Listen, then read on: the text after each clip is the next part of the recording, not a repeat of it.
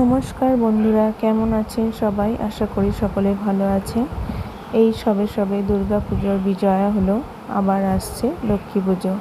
তাই আমি আজকে দু রকম নাড়ু বানানো দেখাবো। গুড় দিয়ে নারকেলের নাড়ু দু রকমভাবে।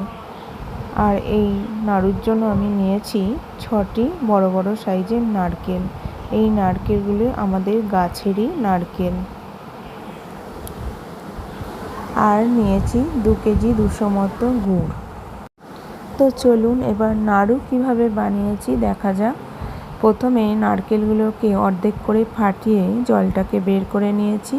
এই জলটা আমি কিন্তু ফেলিনি, জলটা আমরা খেয়ে নিয়েছি।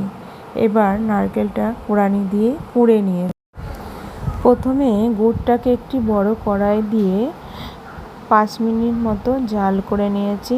এরপর নারকেল কোড়াটা ওই গুড়ের মধ্যে দিয়ে দিয়েছি।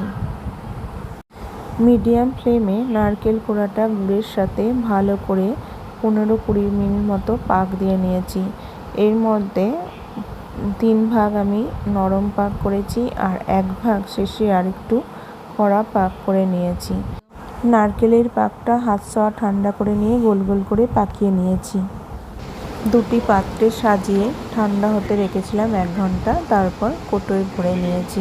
হয়ে গেল তৈরি আমার নারকেলের নাড়ু।